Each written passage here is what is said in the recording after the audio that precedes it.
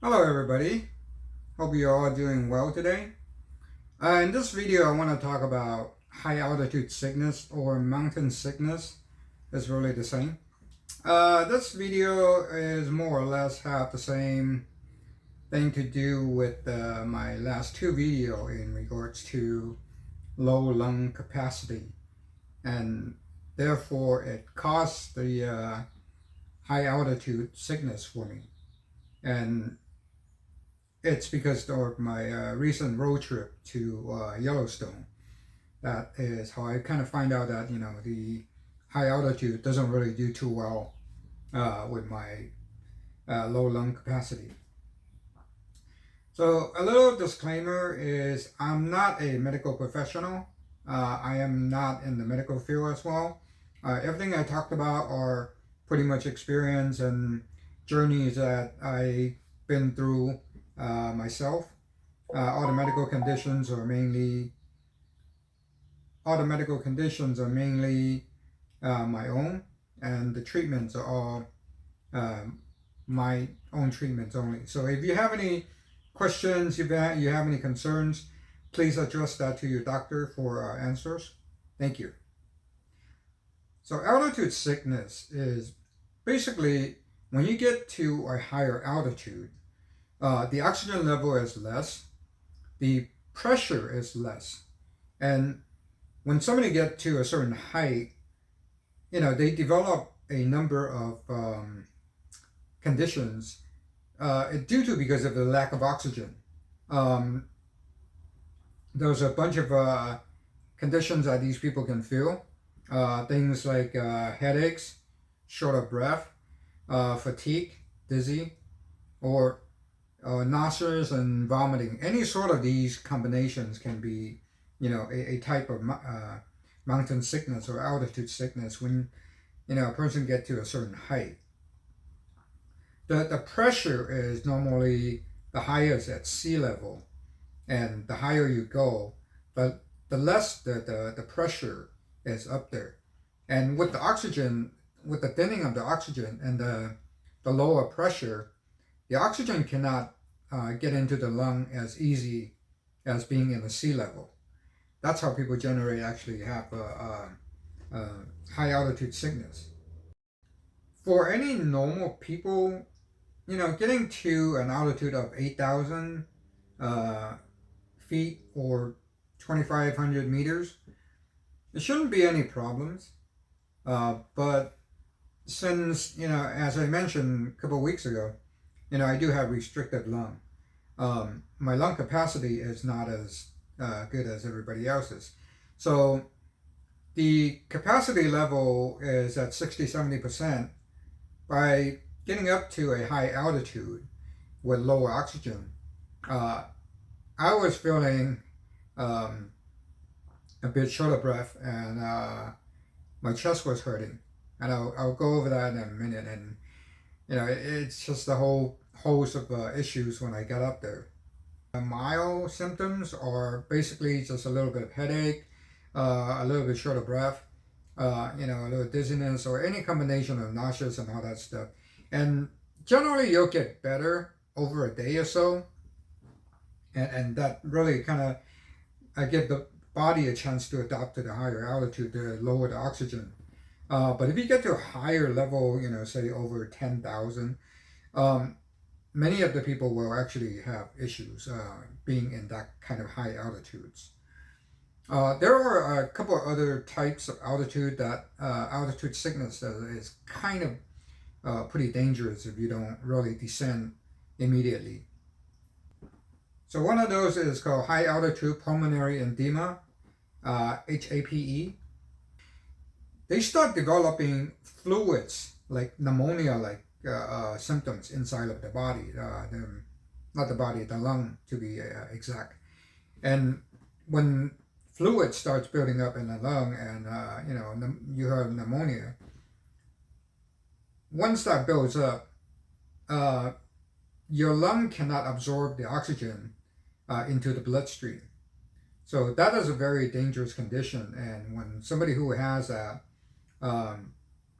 getting extremely short of breath, They're turning. They're actually. They probably their skins are turning colors, and they are having extreme headaches, having a really hard time breathing.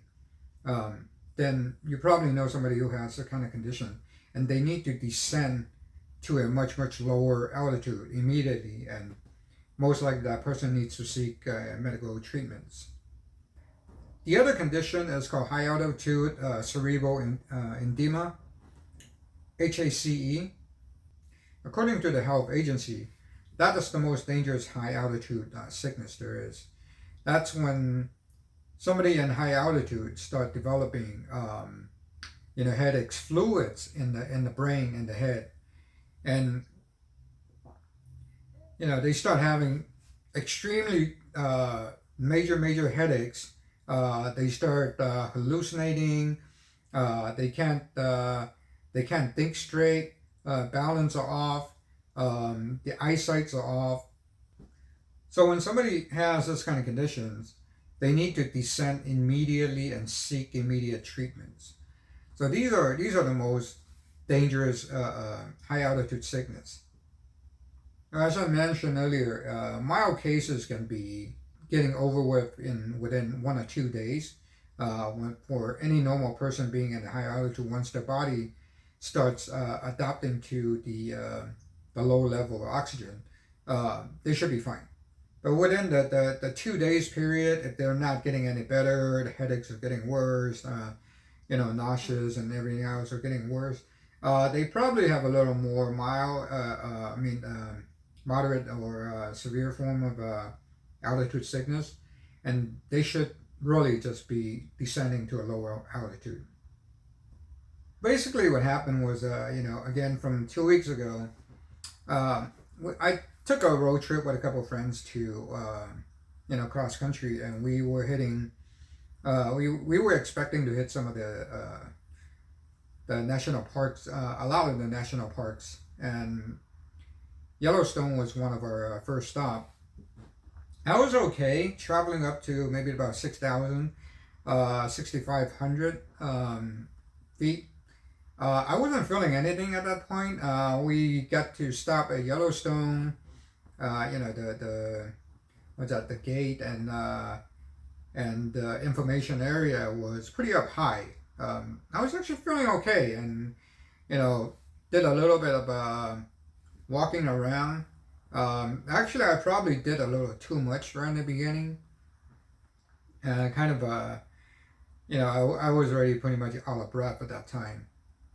So once we travel up to higher altitude, over 7,000, 7,500, I think that's where the highest I reach, I would start having short of breath, and my chest was squeezing. And not only it was squeezing, my right side of the chest, the upper chest area, it was actually hurting. So I thought I can hang, but once it started hurting for a little bit longer, 10 minutes or so, I told my friends I just couldn't make it. It was I was getting short of breath, and the pressure was getting more and more tightening. So I told them I just couldn't do it anymore. We need to descend. But the good thing is I went with a couple of friends who are quite understanding, and I really thank them for it. And they drove a couple of hours just to get to a much lower altitude. And once I get down to a lower altitude, things start coming back. The chest pains and the tightness, the short of breath, or start coming back. The pain start going away. The pressure is not there, and the breathing is a lot better. But still, the whole Utah, Wyoming area, it's up at nearly about 6,000, 5,000. I think we got to from about 5,500, and I was still feeling the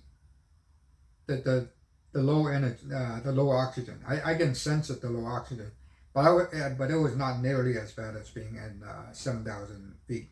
So yeah, that was an experience. But you know what's interesting is I was actually doing perfectly fine in the plane. We flew to Washington D.C. And it's not the only time that I flew. I actually flew to Hong Kong and New York a few years ago before the pandemic. Um, I actually did not have any problem. And for an airplane, I believe it's pressurized to roughly about 8,000 square feet in altitude as well.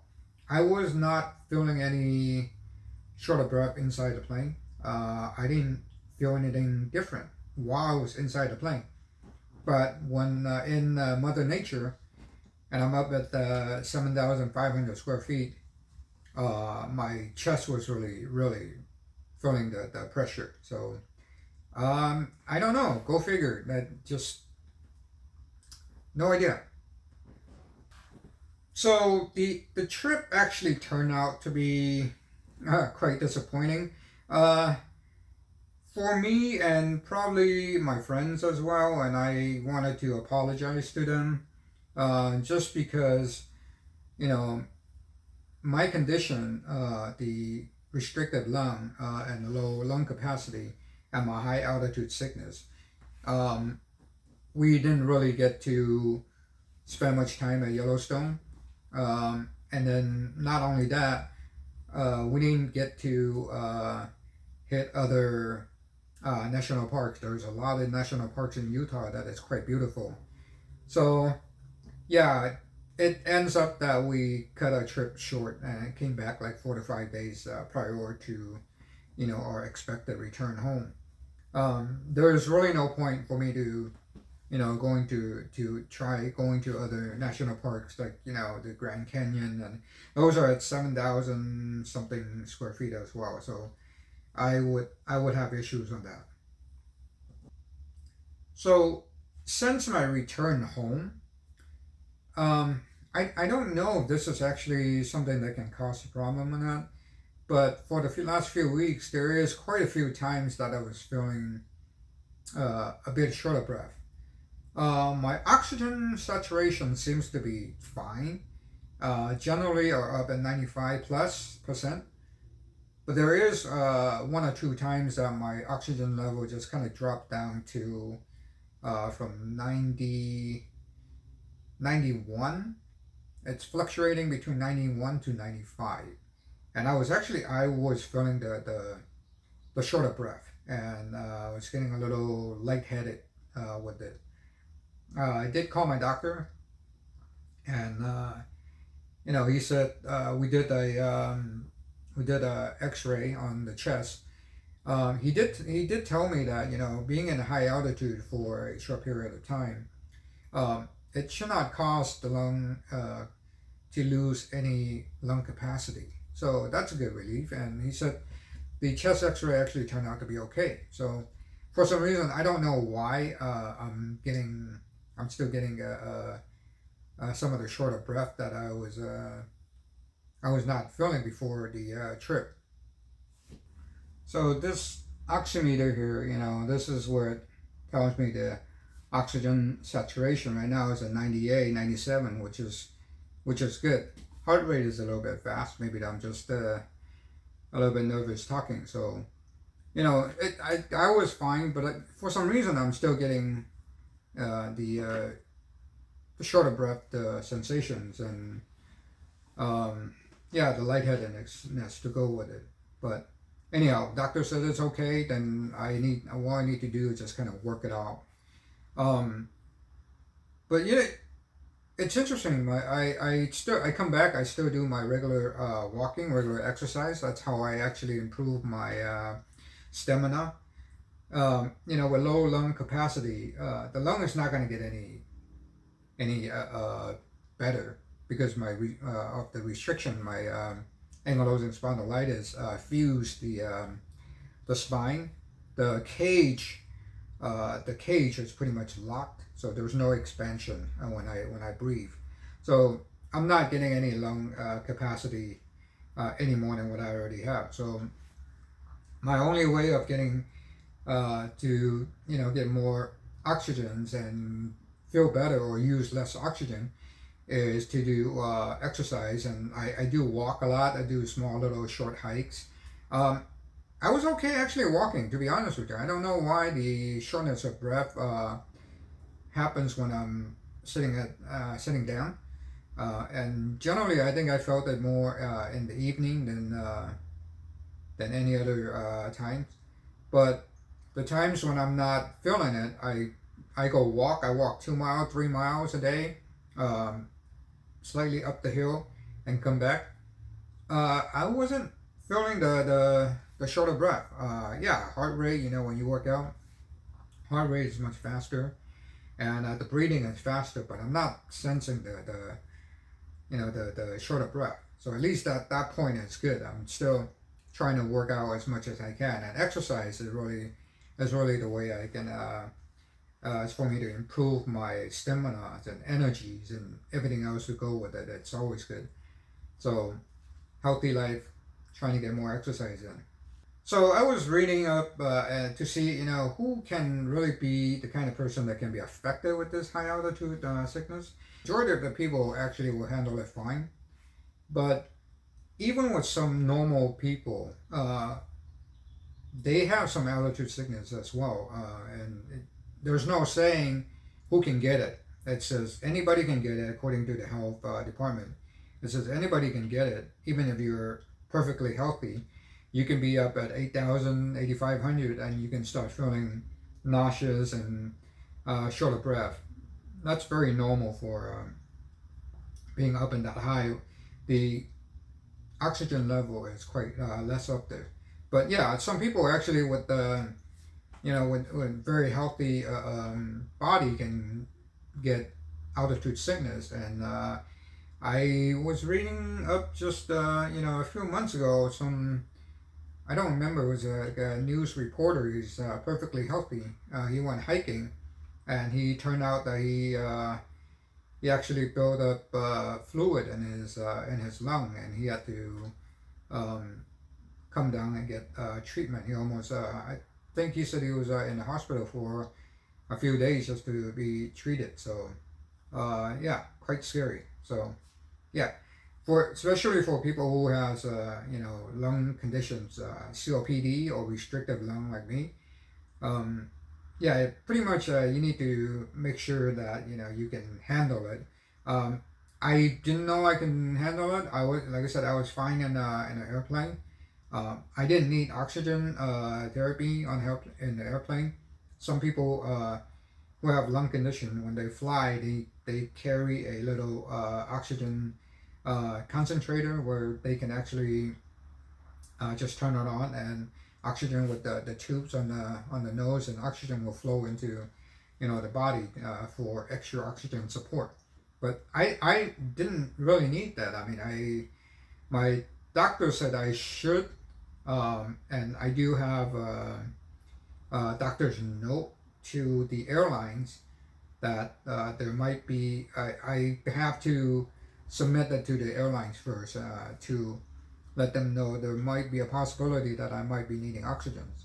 But I never needed it. I was actually perfectly fine at in the airplane. So anyway, so I don't know how to answer that. So according to the health departments, traveling to a high altitude, you got to travel slowly. They said every couple of thousand feet, you should stay for like a day, or a night, or an evening, just to hang out, relax the body, and let it absorb or get used to the higher level over there. And then the next 2,000 feet, you hang around there again for another day or so, so the body can get used to the heights. But it's easy to say, but when you travel for vacation or holidays, you don't have that kind of time. You just go there, hang around. Most likely, you have a day in there only. Not to mention that you don't have a day to spend.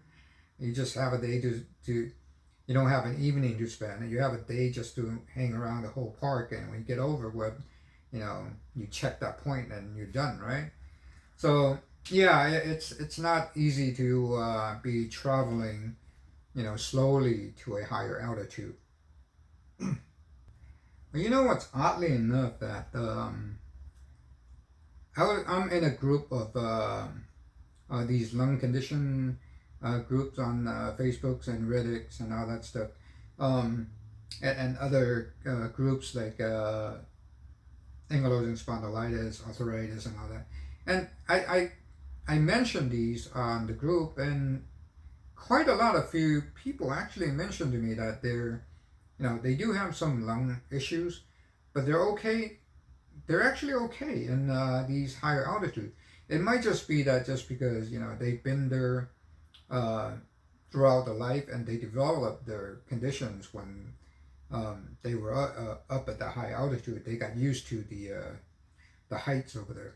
But yeah, interestingly enough, that with people with lower lung capacity are able to be up at 6,000 and somewhat square feet, 1,600 plus meters up there. So again, for my suggestion is, with my own experience, my suggestion is if anybody who has lung issues, do check the heights of the location that you're traveling to, and know your own condition before you get there. I kind of failed to do that, and again, the trip kind of turned out to be a little bit disappointing, and more disappointing for me is that this is probably my last time I would be able to travel to a higher national parks. So any high altitude places, I would probably have to be putting a big X on there. Cannot go there. I was also feeling kind of bad that a couple of friends have to skip these visiting points as well because of my condition. So I want to apologize to them for that. So if I can make the national parks, I can probably still go to the state parks, a lot lower altitude, most likely. So I still need to check my the location before I go. So I think my limit right now is probably 5,000, just to keep it on a safe side. So anyway, want to see if anybody else has this condition, or is it just me? Anybody has high altitude problems that you want to share with me? Love to hear what you do. Oh, I also just found out that there are a couple of medication that the doctor can prescribe for people who is traveling to a higher altitude. I did not talk to my doctor before I go, so again, my bad. So yeah, if you have any information that you want to share with me, I'd love to hear from you. Let me know how you dealing with the higher altitudes, how your lung is handling, a lower oxygen level, lower pressure areas. I'd love to hear from you. I'd love to learn from you as well. So anyway, that's all for my video today. I hope this video is a little bit informative for some people who are going to travel soon, and just a little bit of information that kind of come from me and my experience. So again, thank you for watching. If you have anything to share, again, you have anything to share with me, just drop me a message, and I would love to hear from you. And if you like my videos, please give me a like, and please subscribe. I will have more videos coming out, and hopefully we can all share these informations and learn from each other. There's a lot that we can learn from each other. So again, thank you so much for watching the video, and I'll see you on the next one. Oh, by the way, I did took a couple of pictures from Yellowstone, so hope you like it. Here we go.